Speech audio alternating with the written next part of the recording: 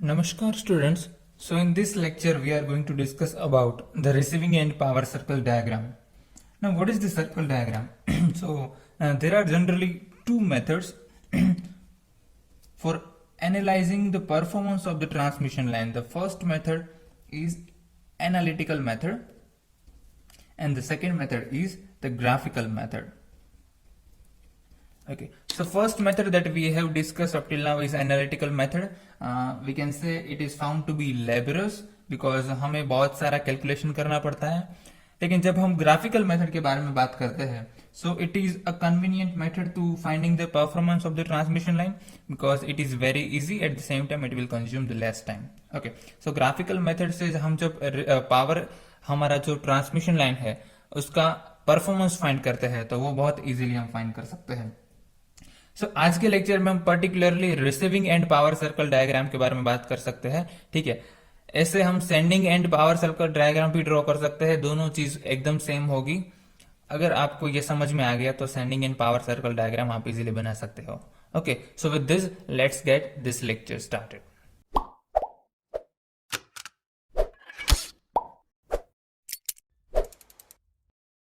So receiving end power circle diagram it means कि हमारे पास जो नोन वैल्यू है वो रहेगी हमारा receiving end apparent power S R, receiving end power P R, receiving end power Q are.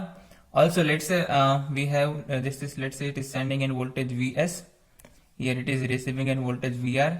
वो connected है किसी लोड के साथ. ठीक है, ये रहा हमारा ट्रांसमिशन लाइन जिसके एबीसीडी पैरामीटर हमें पता है. ये सेंडिंग एंड हो गया. ठीक है, लेट्स से हम रिसीविंग एंड वोल्टेज को एज अ रेफरेंस कंसर्न करते हैं, इसलिए we are at an angle 0 consider कर रहे हैं. So V S angle delta will be the angle difference between sending end voltage in the receiving end voltage. ठीक है, अब इसके लिए हमारे पास अगर हम receiving end power circle diagram की बात कर रहे हैं तो रिसीविंग एंड पैरामीटर हमारे पास है. It means S R, P R, Q R, also we can say phi R. ये वैल्यू हमारे पास है. हमें कैलकुलेट करना होगा उस केस में Vs or what is the value of Ps, or we can say how we can find the maximum power at receiving end. Okay, so receiving end power circle diagram से हम ये सब चीज find कर सकते हैं कि भाई कितना मैक्सिमम पावर रहेगा एट द रिसीविंग एंड, हमारा सेंडिंग एंड वोल्टेज क्या रहेगा, डेल्टा की वैल्यू क्या रहेगी. ठीक है, ये सब चीज हम फाइंड कर सकते हैं receiving end power circle diagram की मदद से. Before that, what is circle diagram? So circle diagram generally drawn as your active power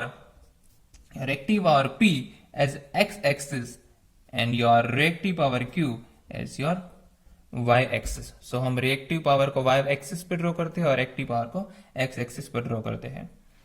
in last lecture आप सबको हमने फाइंड किया था कि भाई रिसीविंग एंड पर कितना एक्टिव पावर रहेगा, कितना रिएक्टिव पावर रहेगा. सो उस लेक्चर में हमने पी आर की वैल्यू और क्यू आर की वैल्यू फाइंड की थी. तो वो कैसे की थी आप सबको याद होगा, लेकिन फिर भी मैं आपको थोड़ा सा ग्लिम्स दे देता हूं उसका. सो हमें वी एस की वैल्यू पता है, वो क्या रहेगी, वो रहेगा A times V R plus B times I are.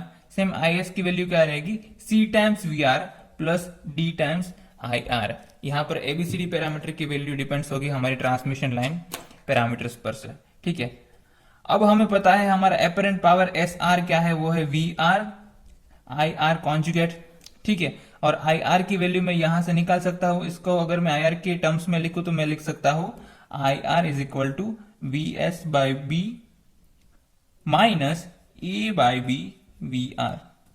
ठीक है, ये सारे फेजर है. तो अगर मैं ये ए रहेगा हमारा at an angle alpha, B at an angle beta, C at an angle gamma, D at an angle delta. ठीक है, ये वी एस का एंगल रहेगा हमारा डेल्टा और V are at an angle 0 because we are taking V R as a reference. So इन सब की वैल्यू अगर मैं यहां पर पुट करूं तो ये मिलेगा हमें आई आर. उसके ऊपर से मैं आई आर कॉन्जुगेट कैलकुलेट कर सकता हूं और उसको अगर मैं वी आर से मल्टीप्लाई करूं तो मुझे हमारा अपरेंट पावर एस आर मिल जाएगा. और S R is nothing but P R plus J Q R.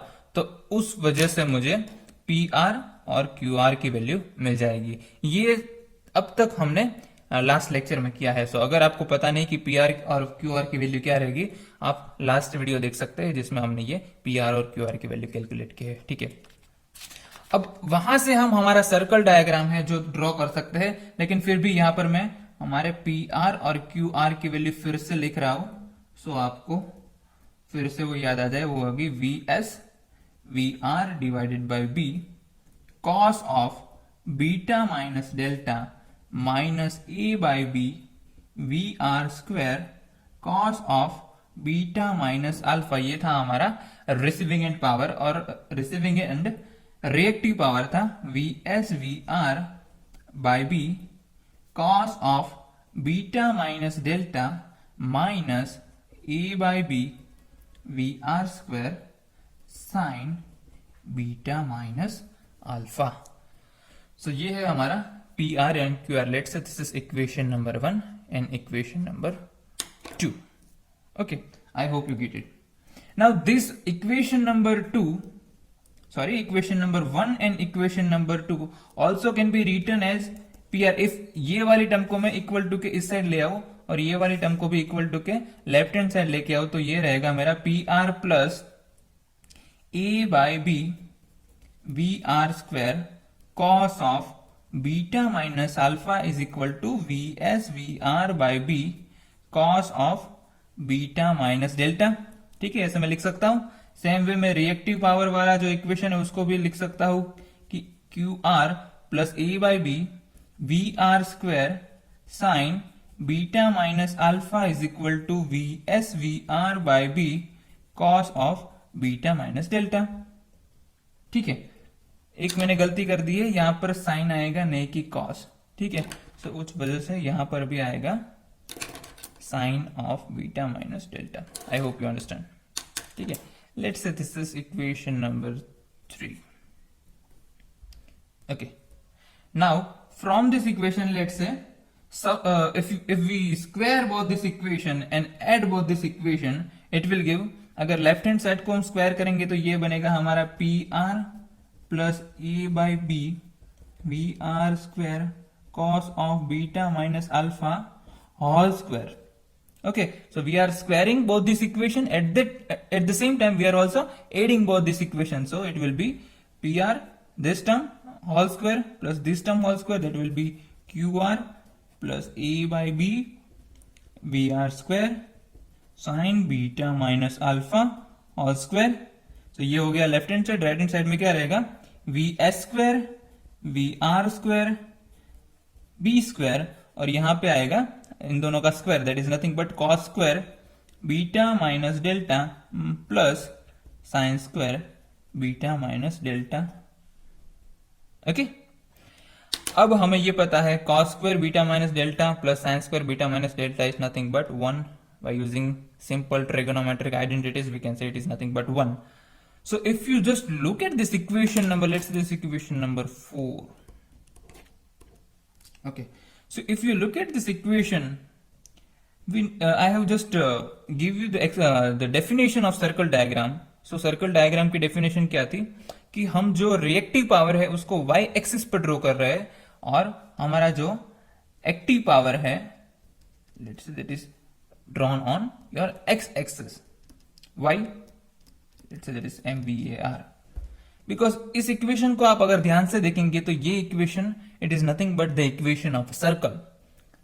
So here you can see PR plus something square. Let's say this is some variable. Same QR plus something square is equal to this square. So this is the equation of circles. So circles will give you just x minus a square plus y minus b square is equal to r square. So this is the equation of circle.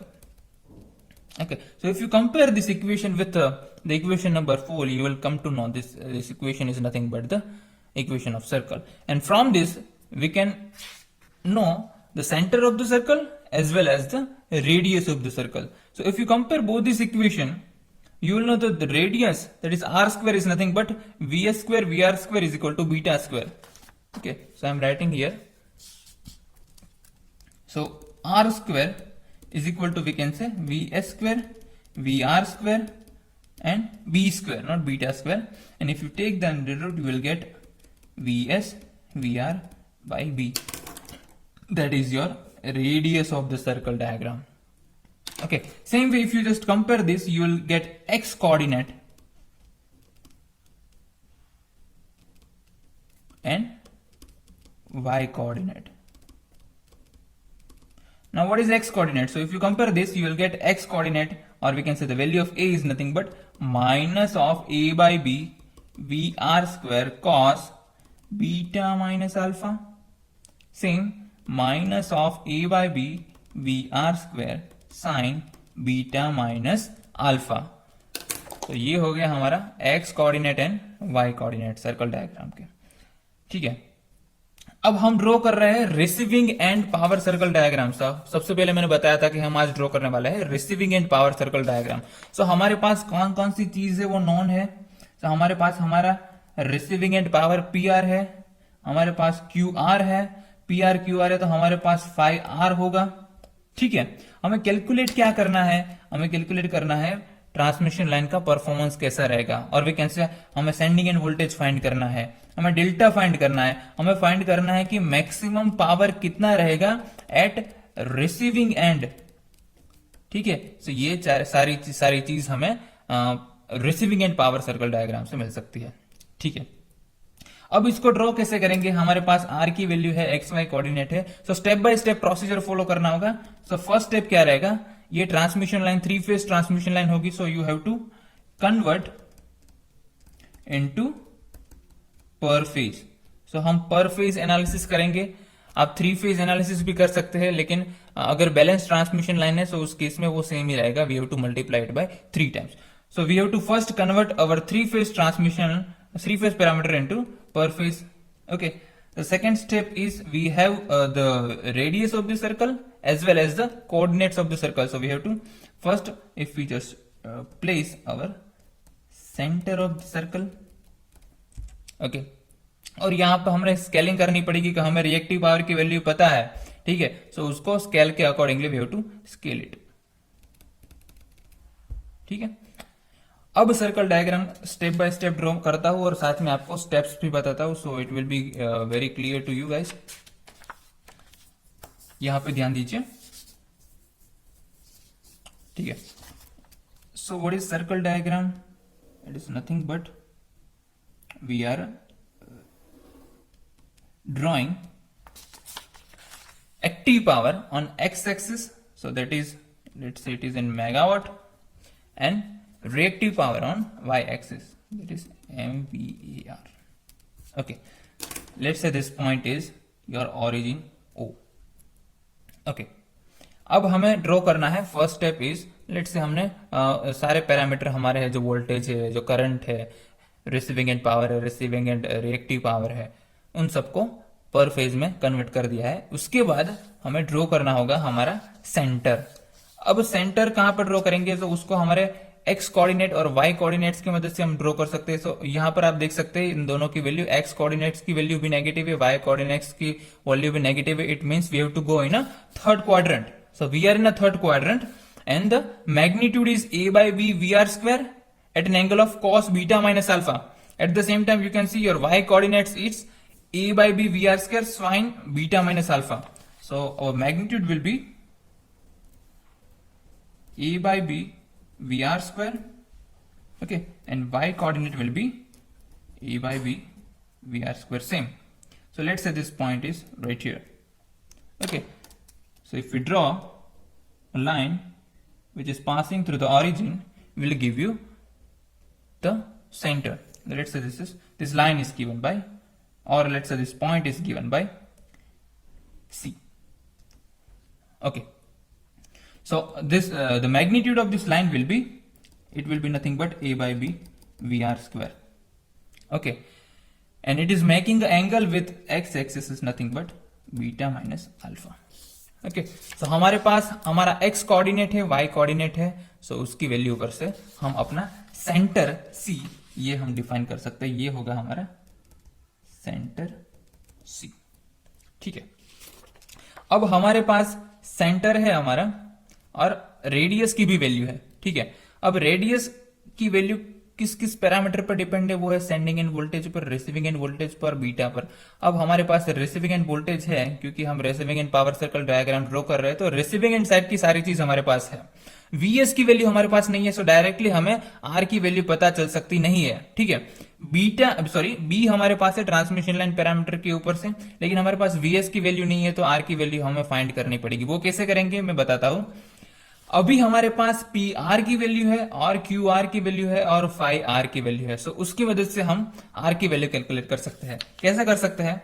सबसे पहले हमारे पास PR की value है, so from this origin we can make a PR. Let's say this value of PR is right here, it is given, and that is PR. Okay, so we are drawing PR on x-axis because here you can see it is in megawatt. So let's say हमारे पास PR की value given है, ठीक है। अब let's say we are drawing a vertical line on x-axis. Okay, हाँ हमारे पास phi R की भी वैल्यू है, सो लेट्स से हमारे पास है पावर फैक्टर की कोई वैल्यू 0.9 पावर फैक्टर लैगिंग, ठीक है। सो हमारे पास फाई आर की वैल्यू है, so at an angle of phi R I am drawing a line and I am getting intersection at this point. Let's say this point is given as a P। Okay, so in that case ये हो गया हमारा apparent power SR, that is nothing but PR plus J QR, और ये हो गया हमारा QR, receiving end reactive power QR, ठीक है। अगर मैं यहां से एक हॉरिजॉन्टल लाइन ड्रॉ करूंगा, सो ये एंगल मुझे क्या मिलेगा? ये एंगल है बीटा माइनस अल्फा, ठीक है। सो ये ट्रिगोनोमेट्रिक सिमेट्री की मदद से मुझे मिलेगा, ये भी मिलेगा मुझे बीटा माइनस अल्फा।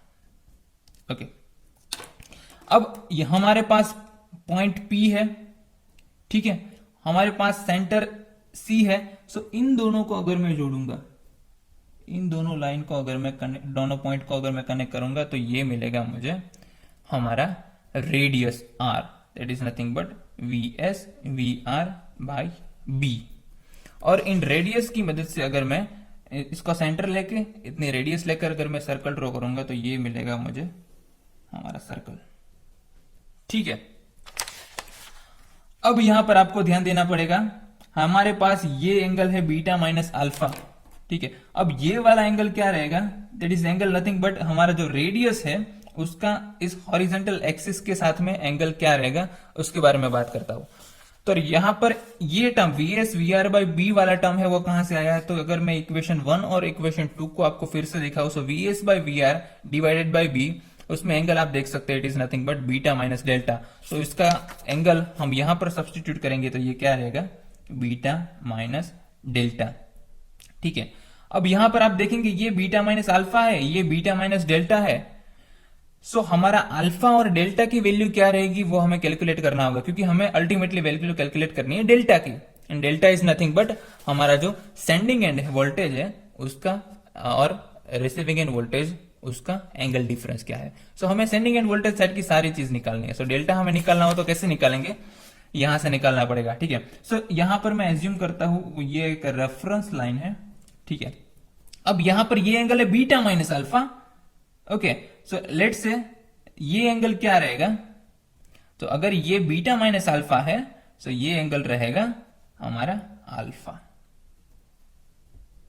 ओके। सो ये पूरा एंगल हो गया हमारा बीटा। अगर लेट से ये बीटा है, ठीक है, और ये बीटा माइनस अल्फा है, तो ये क्या हो गया हमारा alpha. I hope you get it, ठीक है। We are taking this line as a reference, हमें बीटा की वैल्यू निकालनी है। So let say this is total beta, और ये बीटा माइनस अल्फा है, तो इसकी वैल्यू क्या रहेगी? अल्फा, ठीक है। सेम वे यहां पर हमें पता है इसकी वैल्यू है बीटा माइनस डेल्टा, तो अगर इसकी वैल्यू, ये एंगल की वैल्यू निकालनी हो, तो आप बता सकते हो क्या रहेगी अब, क्योंकि अब हमें पता है ये एंगल क्या है हमारा बीटा। सो ये एंगल बीटा है, सो ये भी एंगल बीटा हो गया। ये बीटा माइनस डेल्टा है, तो ये एंगल मिलेगा हमें डेल्टा। सो इसको हम रेफरेंस ले रहा है to calculate the value of delta. अगर डेल्टा मिल जाएगा तो हमें पता है कि हमारा sending end VS at an angle delta की वैल्यू हम फाइंड कर सकते हैं, ठीक है। और एक चीज हम यहां पर फाइंड करना चाहते हैं, वो है maximum power transfer at receiving end. ठीक है, अब इस वाली लाइन को है अगर मैं थोड़ा सा और सबस्टेंड करूं, और let's say this point is L and this point is M, so ये वाला जो लाइन है वो मुझे देगा the maximum power at receiving end. ठीक है, क्योंकि ये वाला है नेगेटिव पार्ट है, ये एक्स एक्सिस पर हम ड्रॉ कर रहे हैं हमारा एक्टिव पावर। सो अगर हमारा सेंटर से अगर मैं हॉरिजॉन्टल लाइन ड्रॉ करूं, सो एल एम हमें देगा हमारा maximum power at the receiving end. ठीक है, so receiving end power circle diagram की मदद से हम ये सारी चीज कैलकुलेट कर सकते हैं in case we can analyse the performance of your transmission line. ये वाली चीज है वो बहुत इजी है with compare to what we have done in previous what we can say analytical method to find out the voltage regulation and transmission efficiency. Because यहाँ पर अगर हमें वीएस और वीआर की वैल्यू पता थी, 5R की वैल्यू पता थी, पीआर क्यूआर एसआर सब पता था, यहाँ पर हमें वीएस भी मिल जाता है, ठीक है, डेल्टा भी मिल जाता है। सो इन दिस केस हमारा वोल्टेज रेगुलेशन और ट्रांसमिशन एफिशिएंसी हम इजीली कैलकुलेट कर सकते हैं। सेम चीज आप sending end power circle diagram draw करके पिक फाइंड कर सकते हो कि लेकिन आपके पास let's say sending end voltage और सेंडिंग एंड पावर सब चीज है और आपको रिसीविंग एंड सब चीज निकालनी है। In that case you have to draw sending end power circle diagram. So आपको पता चल गया होगा कि इसको receiving end power circle diagram क्यों कहते हैं, क्योंकि हमारे पास रिसीविंग एंड साइड के सारे पैरामीटर्स थे और हमें सेंडिंग एंड साइड के पैरामीटर निकालने थे। So I hope you get it, the receiving end circle diagram. If you have any doubt, you can contact me anytime. Thank you so much. We will see you in next lecture. Again, thank you so much.